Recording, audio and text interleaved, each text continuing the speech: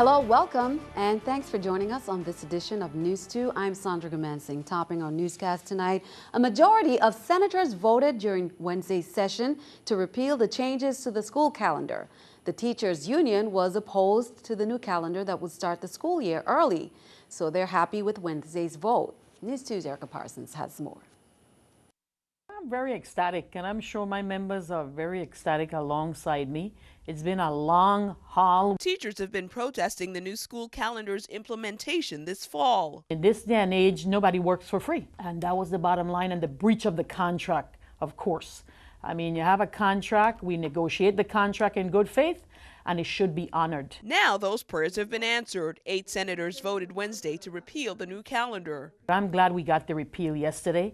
I want to thank the senators. The law was passed by the 29th legislature and would start the fall semester 2 weeks earlier on August 11th.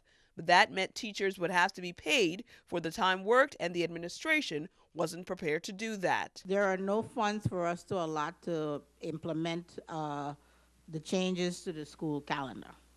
There's no appropriation to support it.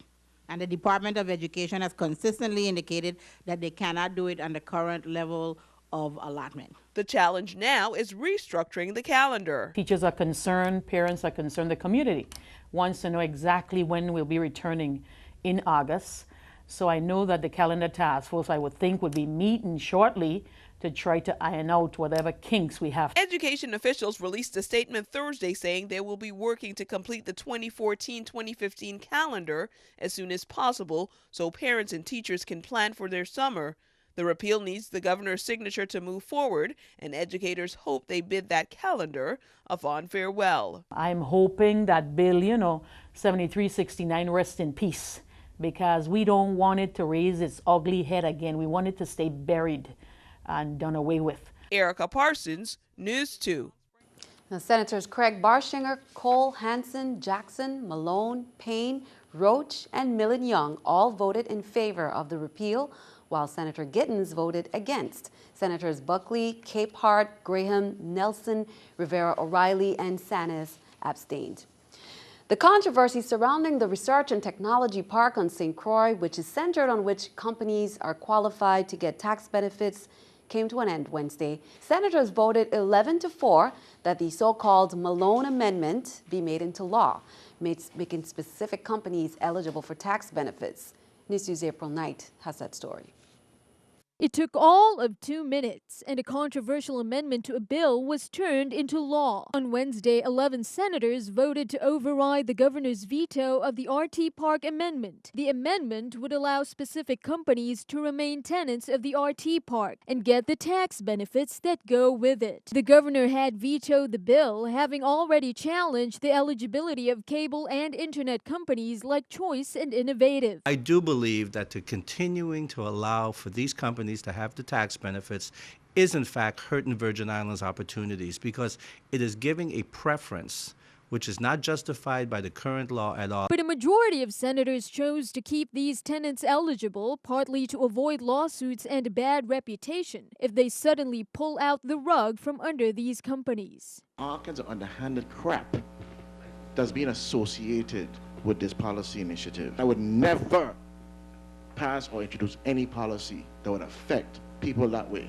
Both sides stand firm on the issue. Senate President Malone says those who voted for the override were not intimidated by the smear campaign surrounding the RT Park. But the governor says those same senators now have a lot of explaining to do. In a press release, the governor said he's waiting to see how these senators will justify giving millions in tax breaks when a budget deficit puts many employees in danger of being forcibly furloughed. On the flip side, he said senators will also have to explain to other broadband companies why they're not getting the same tax breaks. In any case, the legislature has the final word. Reporting for News 2, I'm April Knight. Senators Jeanette Millen Young, Tregenza Roach, Donald Cole, and Alicia Chucky Hansen voted against the override of the governor's veto of the RT Park amendment. Senator Alicia Chucky Hansen, meanwhile, is celebrating after convincing her fellow senators to override the governor's veto and grant $300,000 to the American Legion Enrique Romero Nieves Post 102 for the construction of a new facility on St. Croix. Hansen has been pushing for the new facility, ramping up her efforts after Property and Procurement evicted veterans from Post 102. Property and Procurement cited the need for repairs as the reason for the eviction. After the override, the governor committed to release the funds for the project. Bill number 30-002, an act that deals with the regulation of business promoters or barkers, went before the Senate Committee on Economic Development Thursday afternoon. The bill would tighten regulations and require promoters to be licensed by DLCA. Some testifiers said barkers are part of the reason for the decline of downtown Charlotte Amalie. Most importantly, we allow unlicensed and aggressive barkers to literally stop visitors in the street to tell them where to go and what to avoid. Topa Properties Limited does not allow its tenants to employ barkers. And for over 20 years, we have banned the practice simply because it's not the right thing to do and contributes directly to our decline as a destination. Count on 2 to keep you updated. On June 13th, Customs and Border Protection officers at the Charlotte Amalie Post Office in St. Thomas selected for examination an express mail package sent from Florida to a P.O. box on St. Thomas. The box contained an RCA DVD home theater, but X-ray imaging showed pistol-like objects concealed inside the system. 3 pistol slides were also concealed inside the DVD unit, and 3 pistol lower frames concealed in a speaker unit. The pistols were assembled and inventoried as a Glock 19 9mm, a Ruger P89 9mm, and a Taurus PD 940 40 caliber Smith & Wesson. The pistols were transferred to the Homeland Security investigation.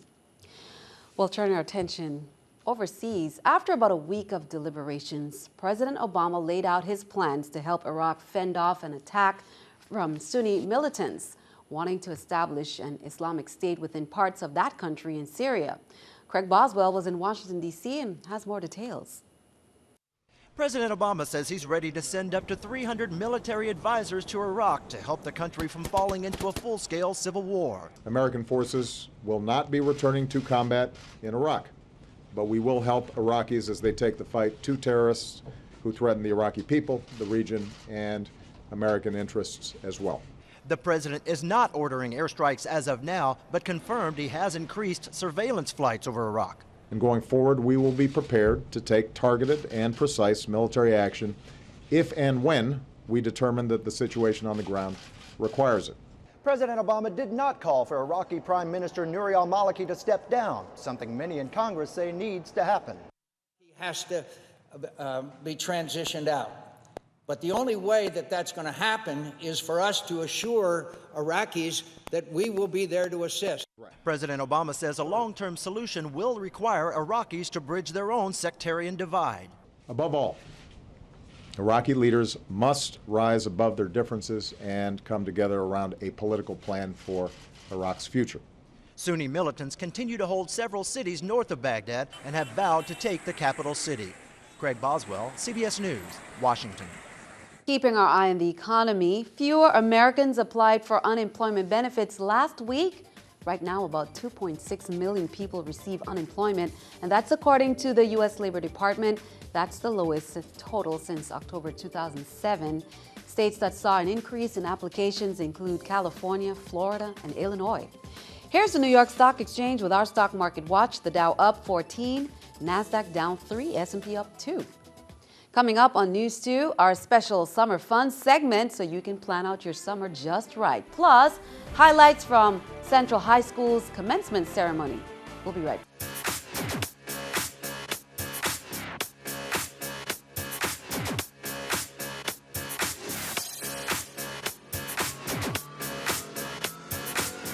Nature hikes through the rainforest, team games, building primitive shelters out of materials gathered from the landscape.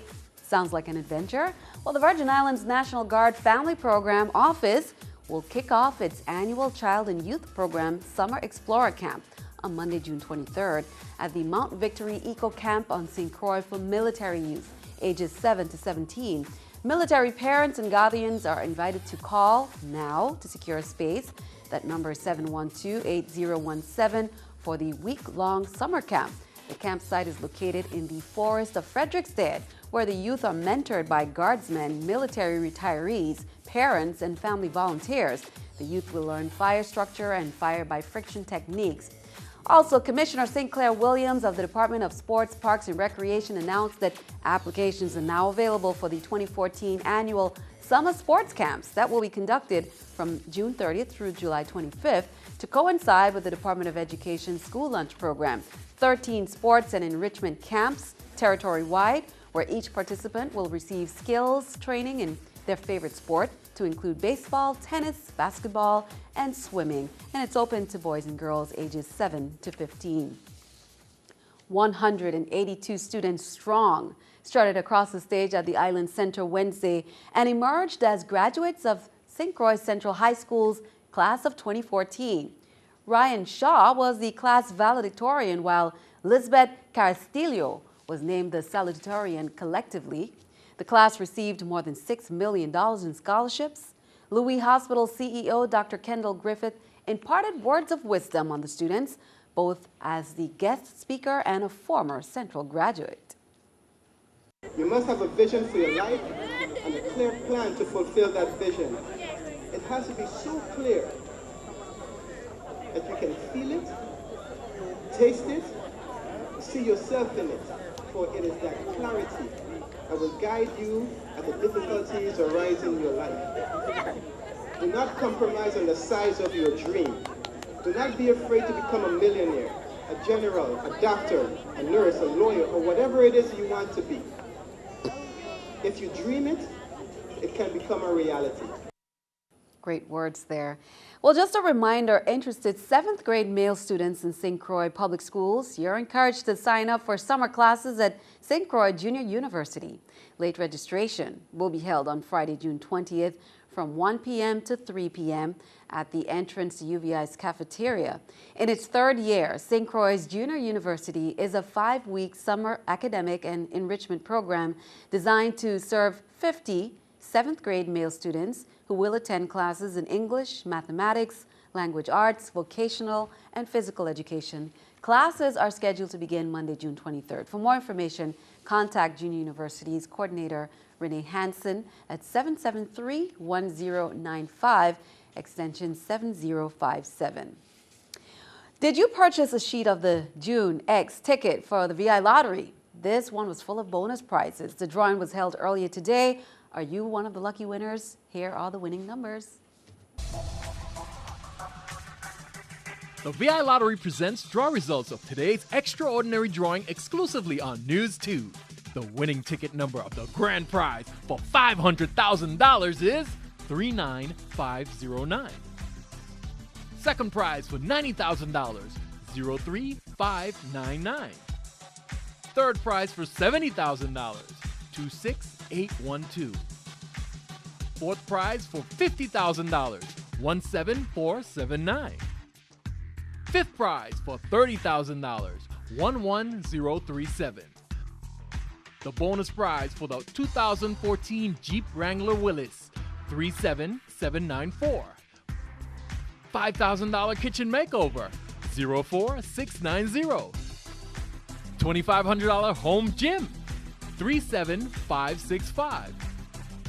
$1,500 internet phone and cable bundle, 27979.